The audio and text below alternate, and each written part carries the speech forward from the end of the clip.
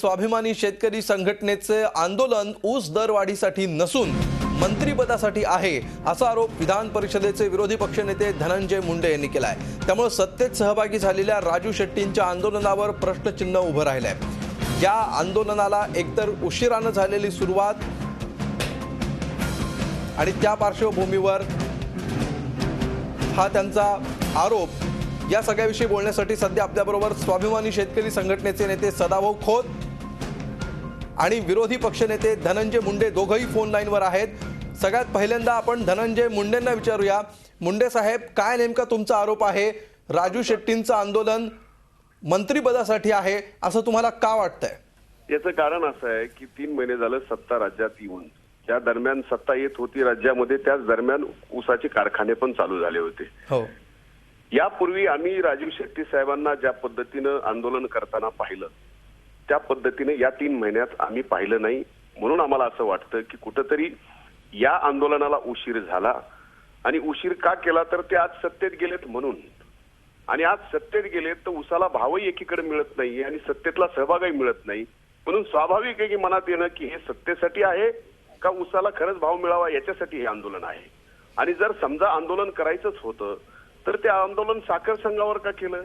आणि यापूर्वी त्यांनी जी आंदोलनं केली ती इंदापूरला केली, यापूर्वी त्यांनी आंदोलनं केली बारामतीला केली, मग यावेळेस त्यांनी साखर संघ फोडायच्या ऐवजी नागपूरला आंदोलन करायचं होतं। एवढी स्वाभाविक ऊस उत्पादक शेतकऱ्यांची भावना आहे, ती भावना मी आज व्यक्त केली आहे। बघूया याच्यावर सदाभाऊ खोत काय उत्तर देत आहेत। धनंजय मुंडे, तुम्ही कृपया फोन लाईनवरच राहा। सदाभाऊ खोत, काय उत्तर आहे या आरोपांवर तुमचं? मुळामध्ये आम्ही गेली 15 वर्ष यांच्या विरोधामध्ये लढलो। याने 2 शेतकऱ्यांना गोळ्या घालून मारलं, मावळमध्ये शेतकऱ्यांना पाण्यासाठी गोळ्या घालून मारलं। याने कधीच आमच्या बरोबर चर्चा केल्या नाहीत, परंतु या सरकारनं किमान पहिल्यांदा चर्चेची तयारी दाखवली आणि काय निर्णय कारखानदारीच्या आणि शेतकऱ्यांच्या हिताचे घेतले। आणि म्हणून आम्ही ते पैसे जे काही निर्णय झालेले आहेत ते पैसे शेतकऱ्याच्या खिशात मिळाले पाहिजेत। गेली 15 वर्ष आम्ही लढल्यामुळे FRP वाढला, कायद्यानंच आम्हाला आता 2200 ते 2500 रुपये दर बसत आहे आणि सगळे साखर कारखाने महाराष्ट्रातले काँग्रेस आणि राष्ट्रवादीच्या ताब्यात आहेत आणि या दरोडेखोरांना तुरुंगामध्ये टाका ही मागणी घेऊन आम्ही सरकारकडे आलेलो आहे। बिलकुल सदाभाऊ, तुम्हाला धनंजय मुंडे काही विचारू इच्छित आहेत? मुंडे साहेब विचारा। एक आंदोलक म्हणून मला तुमच्या बाबतीत नक्कीच आदर आहे, पण भाऊ आज आपली भूमिका जी बदललेली आहे, 3 महिन्यात आपण सत्तेत आल्यानंतर हे आंदोलन तुम्ही उशिरा केलं हे मान्य करता का? एक मिनिट भाऊ, एक मिनिट माझं पूर्ण होऊ द्या भाऊ, एक मिनिट। या बाबतीमध्ये मला एकच म्हणायचं आहे की FRP वाढला, तुमच्या आंदोलनाला कदाचित ते यशही आलं असेल, पण आदरणीय पवार साहेबांनी सुद्धा यावेळेस भूमिका घेतली। मागच्या वेळेस सुद्धा FRPच्या बाबतीमध्ये निर्णय होत नव्हता, एक्साईज मधून कारखान्याला 330 रुपये प्रमाणे FRP मॅच व्हावा याच्यासाठी आदरणीय पवार साहेबांनी 607 कोटी रुपये दिले। या बाबतीत एखादा निर्णय जर त्या काळामध्ये सरकारने चांगला घेतला असेल तर सदाभाऊ आपल्या सुद्धा एक चांगला आंदोलक म्हणून या बाबतीतही हे करावं। त्या सरकारमध्ये काय चुका झाल्या आता या सरकारचं तुम्हाला डुंकून सुद्धा विचारत नाही। चर्चा 3-4दा केली, पण तुमच्या पदरात ऊस उत्पादक शेतकऱ्यांना FRP प्रमाणे भाव मिळाला का? तुमची जी मागणी त्याप्रमाणे मान मिळाला का? अरे कमीत त्यावेळेस तुमच्या आंदोलनाला, ठीक आहे तुमच्या आंदोलनाला तुम्ही म्हणताय की तुमच्या आंदोलनाला यश आलं, पण सरकार सुद्धा तेवढं संवेदनशील होतं भाऊ, तेवढं संवेदनशील होतं ऊस उत्पादक शेतकऱ्यांच्या बाबतीत होतं। आज हे सरकार संवेदनशील दिसत नाही, म्हणूनच ही वेळ आली आहे। बिलकुल सदाभाऊ खोत, नाही मुळामध्ये तुम्ही सरकार चळवळ मुळीत तुम्ही काढलेली होती साहेब, सहकारी बँका मुळीत काढल्या, तुम्ही शेतकऱ्यांना गोळ्या घातल्या। भाऊ माझा विषय नाही, मला प्रश्न या प्रश्नाचं उत्तर पाहिजे। हे सरकार तुमचं ऐकत नाही। नाही, माझा प्रश्न आहे की या सरकार बाबतीमध्ये आपलं सरकार हे ऐकत नाही हे तुम्ही स्पष्ट सांगा। नाही, आम्ही कारखाने तुमचे हा विषय होऊ शकत नाही। आम्ही सोलापूर, सांगली, कोल्हापूरला आम्ही आंदोलन केलेलं होतं आणि या सरकारनं माफ केला। सरकार ज्यावेळेस आलं त्यावेळेस आंदोलन आपण केलं, 3200हून 2700वर आला। त्या पद्धतीनं आंदोलन आपण किती लवकर गुंडाळलं आणि यापूर्वीचे आंदोलनाचे आपले इतिहास आपण बघा भाऊ।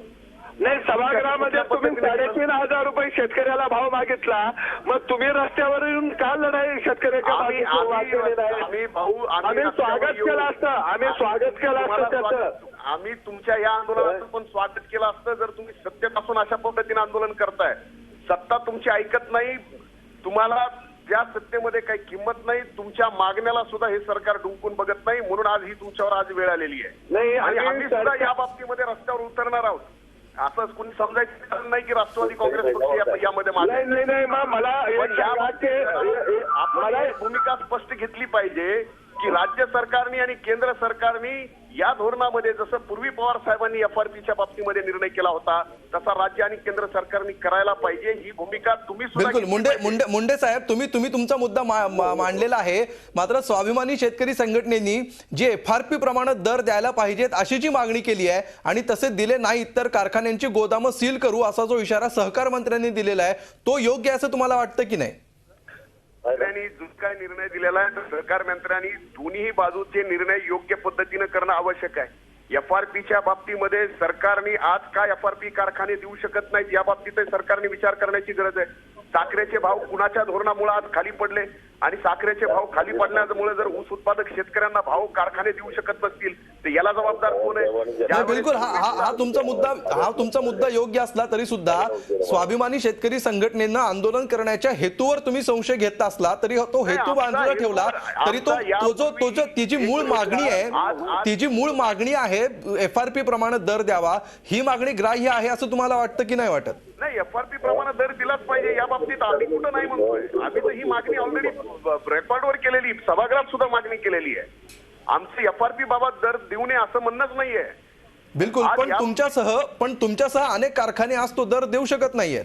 आज कारखाने कुठले दर का देऊ शकत नाहीत तर वस्तुस्थिती सुद्धा पाहिली पाहिजे. प्रॅक्टिकली आपण बघितलं पाहिजे की साखरेचे भाव जर बाजारात कमी झाले असतील आणि ऊस उत्पादक शेतकऱ्यांना मग भाव त्या पद्धतीने कसा द्यायचा यावेळेस अशी परिस्थिती निर्माण होते. त्यावेळेस केंद्र आणि राज्य सरकारने याची जबाबदारी घेतली पाहिजे. आज ते सरकार घेत नाही ही सगळ्यात मोठी अडचण आहे. बिलकुल, सरकारने जबाबदारी घेतली पाहिजे असं तुमचं म्हणणं आहे. मात्र मागणी रास्त आहे असंही तुम्ही म्हणताय. हेतूवर तुम्ही शंका घेताय मात्र तशी शंका घेणं योग्य नाही असं सदाभाऊ म्हणताय. दोघांचेही धन्यवाद. फोन लाईनवरून तुम्ही आम्हाला वेळ दिलात आणि आपापली बाजू मांडलीत त्याबद्दल. झी 24 तास रहा एक पाऊल पुढे.